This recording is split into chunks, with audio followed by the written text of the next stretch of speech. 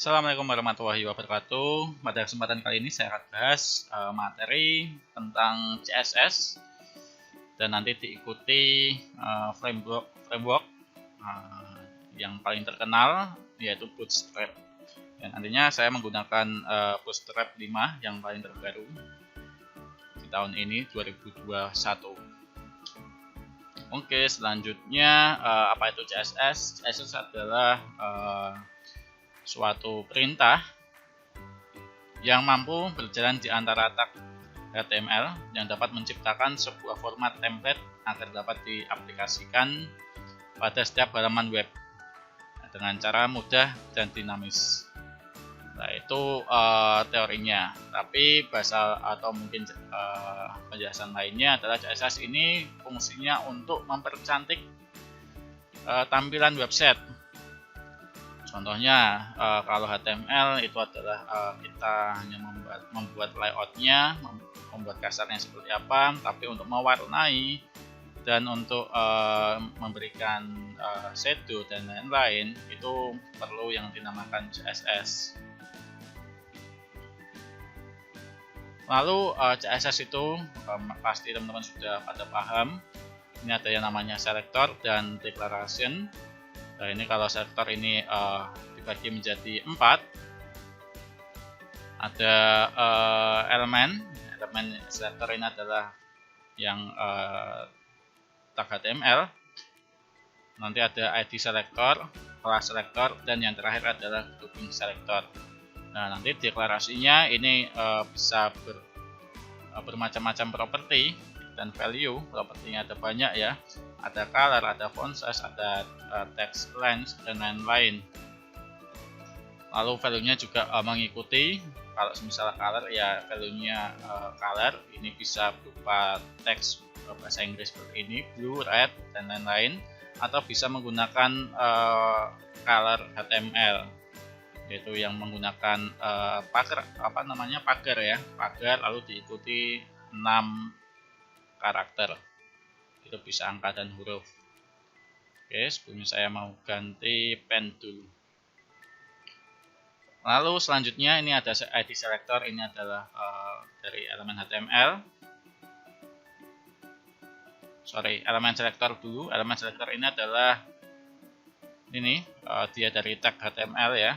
Contohnya P, nanti ada H1, lalu body dan lain-lain. Tapi kalau ID selector ini menggunakan, ini namanya bebas sesuai keinginan kita. Mungkin biasanya ini disesuaikan dengan konteksnya. Ini contohnya adalah para 1. Di sini kalau ID dia depannya ada pagarnya. Lalu pemanggilannya dia menggunakan ID seperti ini. Lalu ada yang namanya class selector. Di sini ada titik ya. Ini sebagai kuncinya, pembeda dari yang lainnya. Kalau misal kelas dia pakainya titik. Lalu pemanggilannya dia menggunakan atribut kelas di sini. Lalu untuk contoh kedua ini juga menggunakan kelas, yang mana kelas itu depannya dikasih prasyarat ya, P. Nah, ini artinya adalah ketika nanti ada tag P ya, depannya ini nggak ada apa-apa, berarti ini tag P dan kelasnya adalah blue. Nah, ini P dan blue, maka dia akan dicetak warna menjadi biru di sini. Ini kelas. Lalu yang terakhir ini adalah ada grouping selector, di mana di sini misal ada H1 dan H2, ini dengan deklarasi yang sama, ini akan menjadi pemborosan memori. Ini sehingga kita bisa gabung menjadi satu seperti ini, H1 sama H2. Penggabungannya dengan menggunakan koma di sini. Dan deklarasinya sama. Ini grouping selector, ini pasti sudah pada paham. Lalu ada teknik pembuatan dokumen CSS, ini ada 3, eksternal, internal dan inline. Dimana eksternal ini filenya berbeda, tidak dalam satu file dengan file HTML. Lalu ada yang namanya, ini contohnya, misal ada body CSS, ini nanti dipanggil. Ini contohnya, ini body CSS ya, ini file body sendiri. Lalu kita panggil di dalam file HTML dan nanti hasilnya akan keluar warnanya menjadi biru. Backgroundnya menjadi aqua. Lalu ini yang internal itu teks CSS-nya itu ada dalam satu file HTML. Dia posisinya ada di head ya. Dia dikelompokkan di sini semua.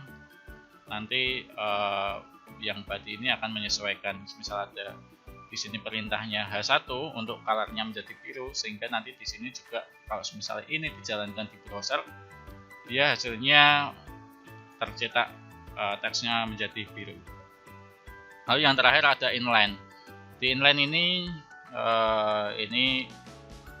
sebetulnya tidak disarankan karena di sini akan memperlambat load dari si HTML itu. Kalau misal di browser itu akan memperlambat. Kenapa? Karena dia pertamanya adalah dia membaca head, dan yang kedua dia tidak hanya membaca tag HTML-nya, tapi dia juga membaca tag CSS-nya. Ini agak memperlambat. Ini berbeda ketika misal menggunakan menggunakan eksternal dan internal. Jadi sebelumnya sudah didefinisikan dulu semuanya, lalu di dalam baru di body-nya ini dia akan memanggil, tinggal hanya memanggil saja. Tapi tidak menyalahi aturan kalau misal kita menggunakan inline. Misalkan dengan dengan kebutuhan yang, kalau misal ada kebutuhan yang mendesak kita menggunakan inline, ya kita bisa inline. Contohnya apa? Ketika kita menggunakan template CSS yang mungkin kita tidak pahami di dalamnya itu hasilnya warnanya adalah misal backgroundnya warnanya merah. Sedangkan saya pengennya backgroundnya warnanya biru. Nah, kita bisa atur di sini di inline-nya saja. Style background warnanya jadi blue. Lalu paling belakang ditambahi yang namanya important. Itu artinya adalah dia dipaksa untuk backgroundnya menjadi biru. Kalau semisal itu tidak jadi, misalnya tidak dikasih important, dia bisa jadi importannya dia pakai yang sesuai template. Jadi dia dia tercetaknya backgroundnya menjadi merah ya, sesuai dengan template-nya. Lalu itu tadi penjelasan singkat terkait CSS. Lalu ada yang namanya Bootstrap ya. Ini adalah framework CSS yang digunakan untuk mengembangkan front end pada website. Serta di Bootstrap ini juga terdapat JavaScript ya. Itu di dalamnya Bootstrap itu dia ada dua kombinasi, CSS dan JavaScript, itu untuk memaksimalkan performa tampilan website. Contohnya nanti ada modal, lalu ada animasi, itu ya sebagian besar menggunakan JavaScript, bantuan JavaScript. Lalu fungsi menggunakan Bootstrap ya, ini sebetulnya bukan hanya Bootstrap, tapi ada yang lain, ada framework yang lain juga, tapi memang yang paling terkenal, yang paling sering digunakan adalah menggunakan Bootstrap. Untuk yang terakhir ini ada Bootstrap 5 ya, walaupun sebelumnya itu ada Bootstrap 2, 3, dan 4. Lalu fungsinya apa? Kita menggunakan framework CSS, dalam hal ini kita menggunakan Bootstrap. Itu yang pertama adalah mempercepat pengembangan website, sehingga kalau kita membuat suatu tampilan, kita mau misal image-nya itu, gambarnya itu kita mau yang circle atau lingkaran itu ya, bentuknya lingkaran, gambarnya lingkaran, fotonya lingkaran, itu kita tinggal menggunakan perintah kelas tolong gambar ini nanti tolong dibentuk menjadi lingkaran. Kita menggunakan kelasnya si Bootstrap, apa itu nanti itu aja, itu img dash circle. Nanti lebih lengkapnya ada di dokumentasi miliknya Bootstrap. Lalu yang kedua fungsinya adalah untuk membuat tampilan yang lebih modern, ya pasti ya. Ini Bootstrap ini mengikuti zaman. Ini mungkin sudah nggak sudah nggak jadi apa ya namanya ya, rahasia ya. Jadi kalau bootstrap yang lama-lama itu kalau pemisahnya itu ya, itu dia hanya horizontal, garis horizontal lurus. Pemisah antara ini ya, antara halaman, misal di halaman atas itu ada halaman about, bawahnya ada halaman kontak. Nah, pemisahnya kalau yang lama-lama itu hanya sebatas garis horizontal atau pemisah horizontal. Tetapi untuk yang bootstrap 5 ini sudah bisa ada lengkungan gini ya, pemisahnya itu lengkungan. Jadi dia lebih elegan, lebih kekinian. Lalu yang ketiga, dia membuat website menjadi optimal karena keresponsifan dari framework ini.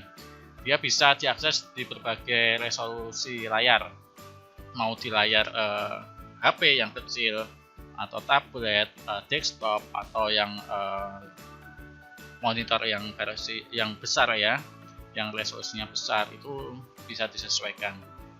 Lalu yang terakhir adalah membuat website lebih ringan karena lebih terstruktur dalam pengkodeannya ya, karena ini sesuai dengan tadi penjelasan saya terkait CSS. Kalau kita menggunakan dengan style atau dengan teknik eksternal CSS itu akan lebih ringan karena memang pertamanya dia akan dideklarasikan dulu, diidentifikasi dulu, kemudian dia baru dipanggil. Dan fungsi yang lainnya ini biasanya sesuai dengan pribadi masing-masing, pasti punya fungsi masing-masing ya. Contohnya kalau saya fungsinya apa? Fungsinya karena saya belum begitu menguasai, semisal ya belum menguasai CSS dengan sempurna ya. Saya hanya menggunakan dokumentasi Bootstrap ini, saya bisa menghasilkan tampilan yang sesuai yang saya inginkan, bahkan bisa lebih. Dan library yang ada di Bootstrap ada banyak sekali ya. Ini saya ambil beberapa contoh. Nah, ini ada breakpoint, container, grid, column, footer, font, color text, dan lain-lain.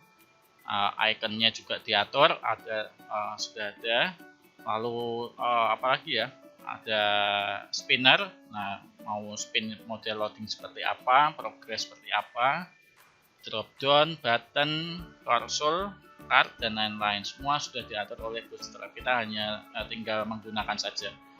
Dan lain-lain, ini pasti banyak lagi ya.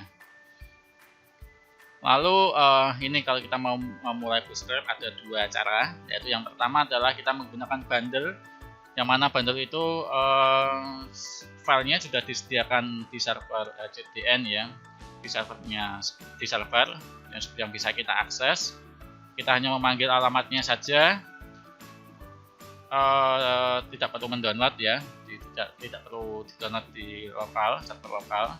Dan yang cara kedua, kita download file CSS-nya itu, file framework-nya Bootstrap itu ke dalam server lokal, kemudian kita panggil. Ada dua cara. Untuk amannya kita menggunakan ini yang kita download ke server lokal, kemudian kita panggil. Kenapa? Takutnya nanti kalau semisal ya bukan takutnya, ini kalau semisal sudah diakses atau sudah di-download di server lokal, kita tidak perlu lagi connect internet untuk menjalankan ini, untuk menjalankan Bootstrap-nya. Tapi kalau kita menggunakan bundle ini harus selalu connect internet karena ini memanggil ke server lain. Lalu ini memulai Bootstrap ya, ini ya, ini metanya ini content with device with, ini artinya responsif ya. Lalu ini importnya, kalau ini adalah contoh import dari cara bundle tadi, dia masih di server lain ya, ini dan ini untuk CSS-nya, dan ini untuk JavaScript-nya.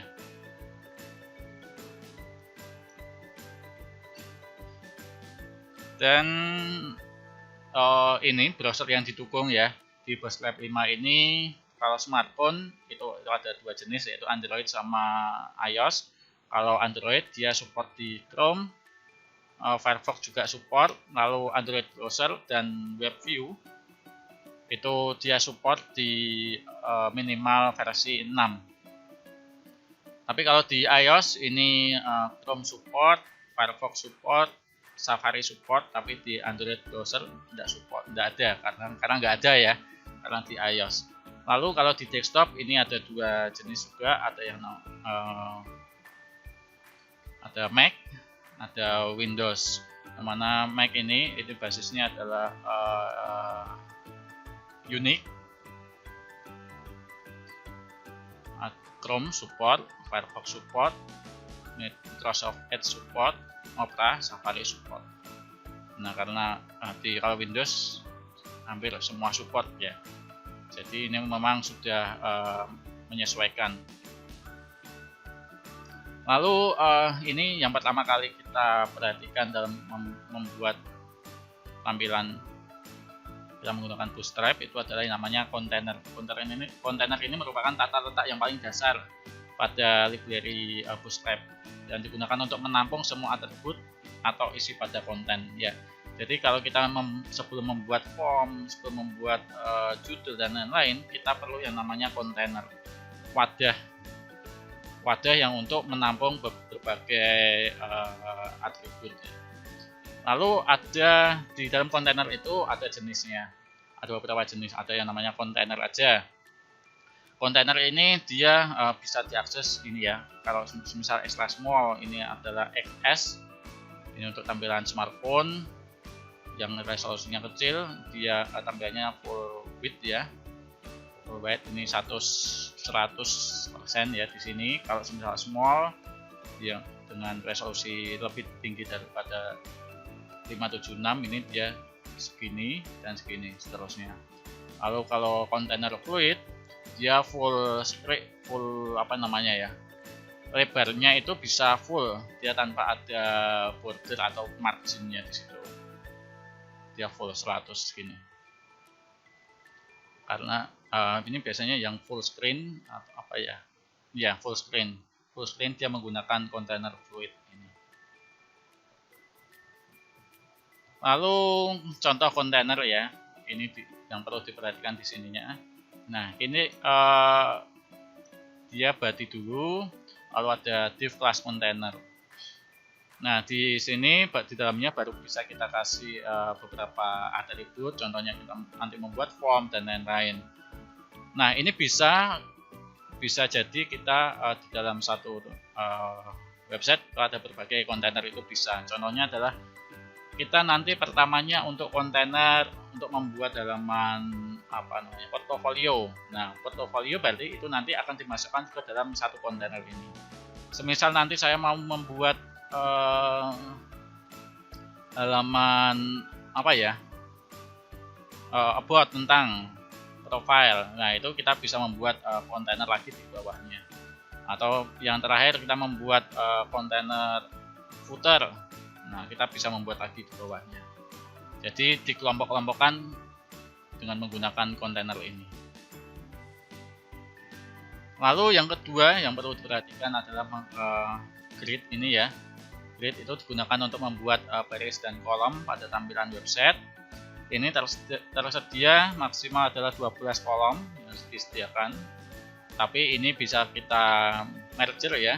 Mau 2 kolom itu pun juga bisa, atau 1 kolom pun juga bisa. Yang penting maksimal ada 12 kolom. Jumlah kolom ini dapat responsif ya. Itu karena tadi yang saya jelaskan bisa di merger. Lalu di bawahnya ini kolom itu ada yang namanya XS, ini artinya adalah extra small, SM adalah small, medium, large, extra large, XXL yang paling besar ini adalah XXL. Nah di dalamnya ini ada kontainer max width-nya ini. Kalau kelasnya, prefix-nya itu ada call ini. Kalau misal pengen yang XS, tinggal call aja, nanti diikuti sama ininya lebar kolomnya. Lebar kolom itu skala dari 1 sampai 12 ini, maksimal 12. Lalu kalau misal ingin yang SM small, kita menggunakan call call ini ya, dash sm dash, nanti disesuaikan dengan kolomnya. mt ya mt, lg lg, xl xl. Gutter width-nya 1,5 rem. Lalu custom gutternya yes, nestable yes, kolom altering yes juga. Nah, ini sesuai dengan dokumentasi yang ada di Bootstrap. Lalu contoh, kita kalau ingin membuat misal di sini ya, ini di satu baris itu ada 2 atau 3 kolom. Nah, ini lebarnya beda-beda ya. Nah, itu caranya adalah ini. Ini pertama kalau kita membuat baris ya, kita membuat namanya row.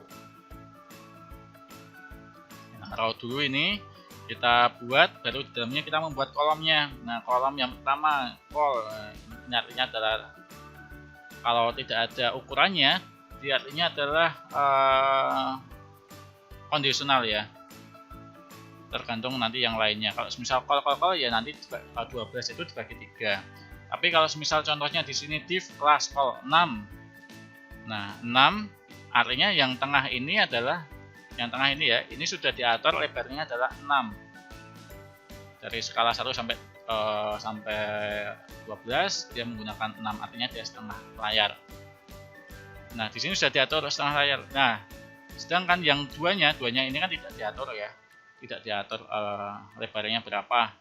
Sedangkan ini sehingga di sini dia dari sisanya 6 ini ada 6 dibagi 2. Jadi ini 3. Kalau kasat mata ya ini 3, ini ya 3 karena dibagi 2. Ini 6, ini 3. Ya, hasilnya seperti ini.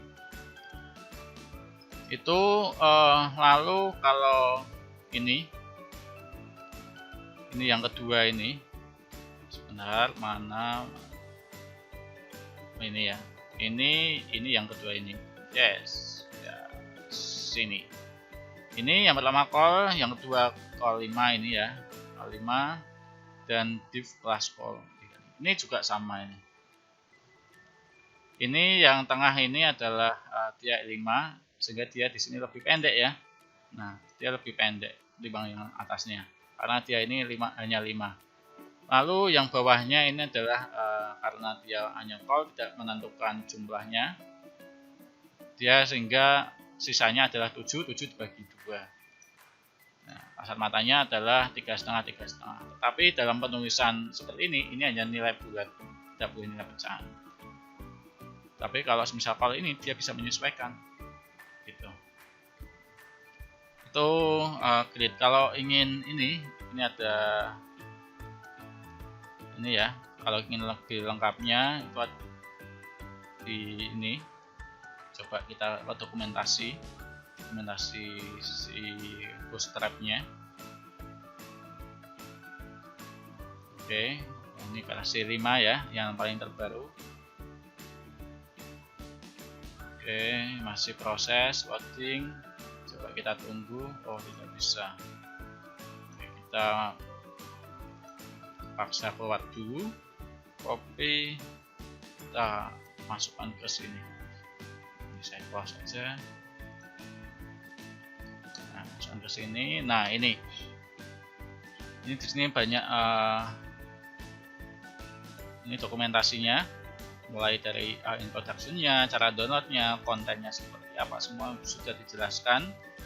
Nah, yang kalau kita ingin melayout atau membuat suatu tampilan atau atribut ya, itu kita, nah ini di bawahnya ini layout. Nah, contohnya tadi misal kontainer, nah, ini penjelasannya seperti ini. Kalau misal selainnya mau buat form tipenya input group, nah kalau saya ingin membuat seperti ini, depannya ada add. Nah, caranya gimana? Caranya ini sudah dijelaskan semua di sini. Nah, kalau input group di sini ini kita perlu ini input group, terus di dalamnya itu labelnya ya.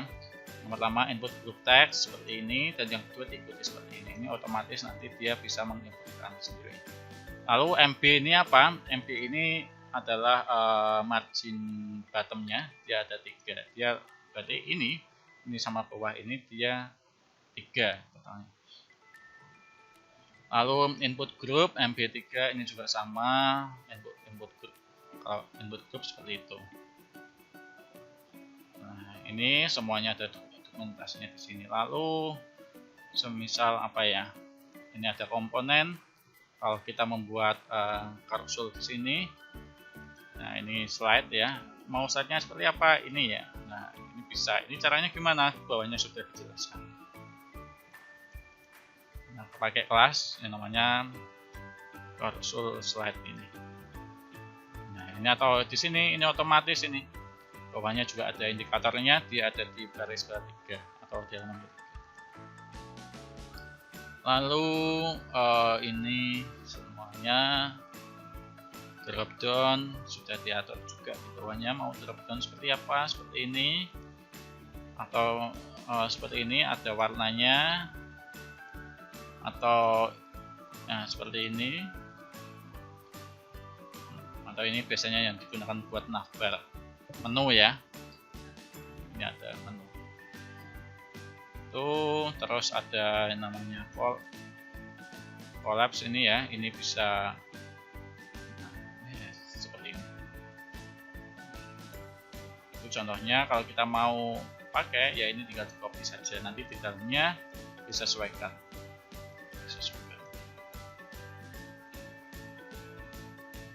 Lalu apa lagi ya? Ya semuanya sudah lengkap di sini.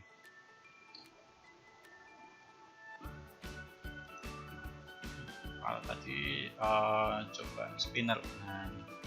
Nah ini ada spinner ya. Ini kalau misal ada baru loading, baru ngirim form atau apa, biasanya dikasih spinner ya.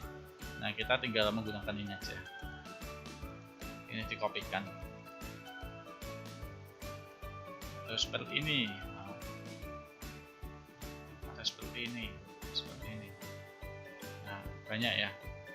Ya itu dokumentasi dari Bootstrap yang sudah lengkap didokumentasikan di sini ya, di webnya penggunaan versi 5.6. Ini kalau sebelumnya ini ada versi 4.3.2. Kalau 4.6 ini versi 3, ini yang terlama ini 3.2 ini. Nah ini 3.2, tapi kalau ada yang terbaru kenapa nggak pakai yang terbaru ya? Ya mungkin itu yang bisa saya sampaikan. Kurang lebihnya saya mohon maaf. Terima kasih. Wassalamualaikum warahmatullahi wabarakatuh.